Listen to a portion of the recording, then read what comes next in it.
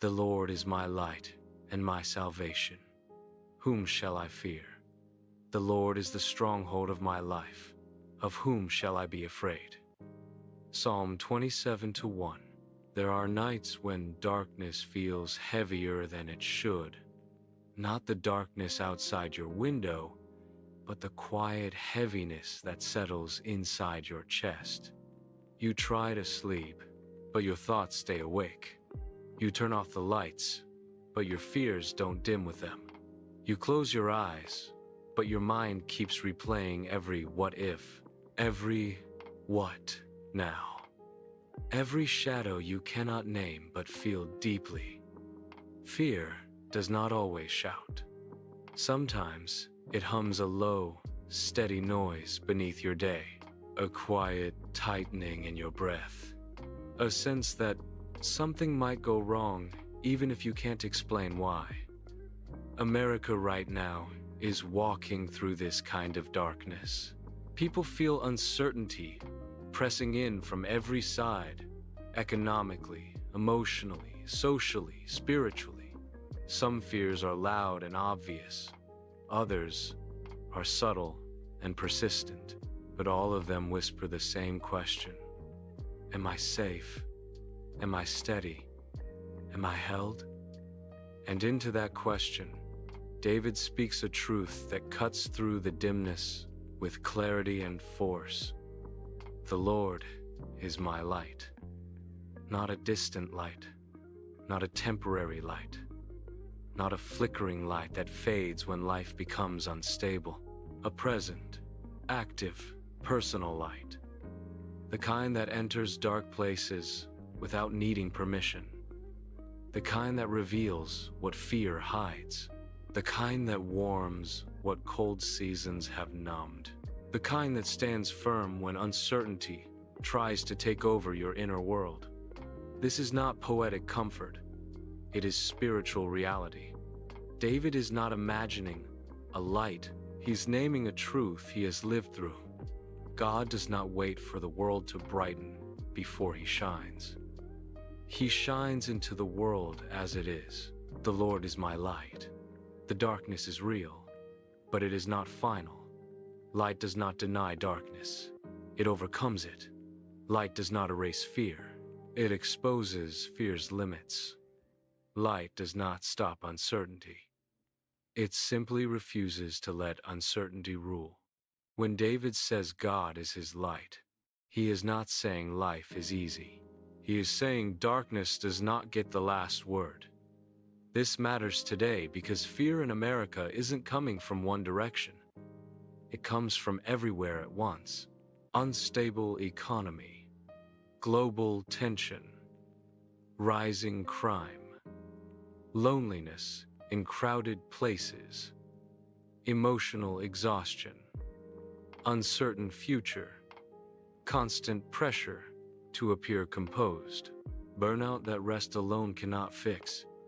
People aren't afraid of monsters in the night. They're afraid of the headlines. They're afraid of bills. They're afraid of losing what little stability they have. They're afraid of breaking under responsibility they never chose but carry daily. Fear today is modern, sophisticated, silent. David's world looked different, but the fear felt the same, and his answer speaks perfectly into ours. The Lord is my light. The darkness around me doesn't define me. The fear within me doesn't own me. The uncertainty before me doesn't control me. And my salvation, not escape, but deliverance. Salvation here doesn't simply mean God rescues me from danger. It means God rescues me from the grip of fear. Fear tries to trap you in assumptions about tomorrow, assumptions that drain your hope and narrow your imagination. Fear predicts failure before you even begin.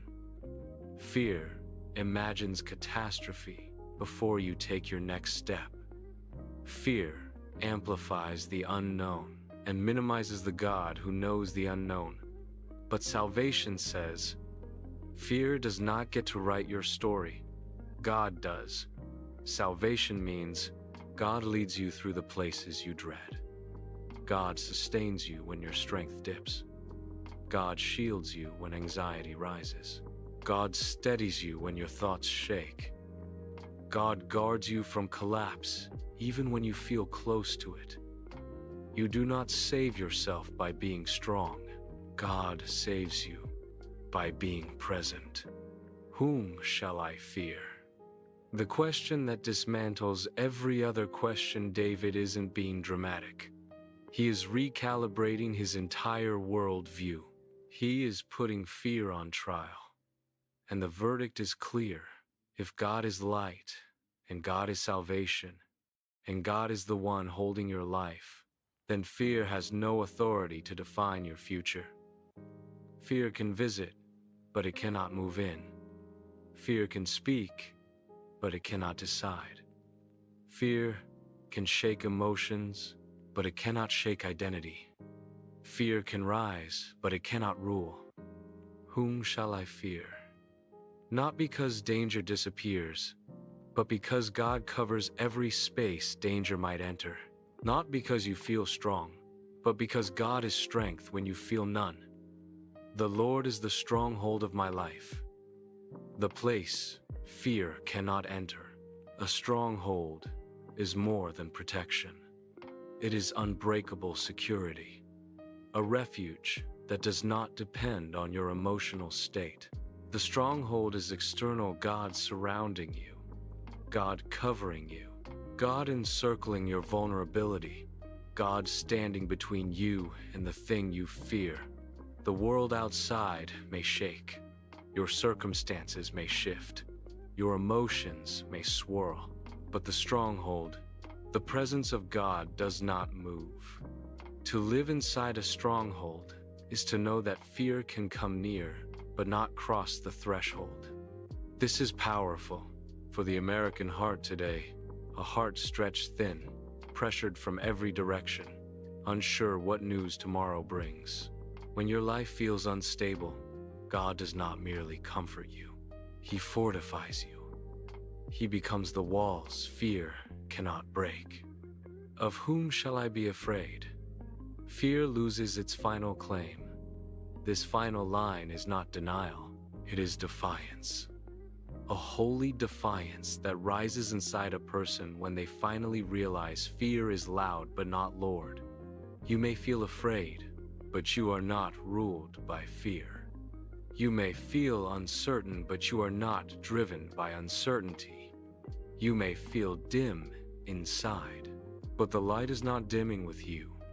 Whatever stands against your peace must first pass through the God who stands for your soul, and He does not yield. So tonight, if fear feels close, if the world feels dim, if the future feels unstable, if your chest feels tight, even when your voice is steady, pause, breathe, and let this truth rise. The Lord is my light. He illuminates the path your fear tells you is hidden, and my salvation. He lifts what your strength cannot carry alone. The stronghold of my life. He surrounds what feels fragile with strength that cannot crack. Of whom shall I be afraid? Fear is not dismissed. It is dethroned.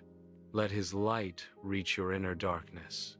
Let His salvation lift your trembling heart. Let His stronghold cover the places where life feels unsteady. And tonight, let this be the quiet truth that steadies your breath and anchors your soul. You are held by a light that does not fade, by a strength that does not fail, by a presence that does not leave, and by a God who has never once lost the battle for your peace. Amen.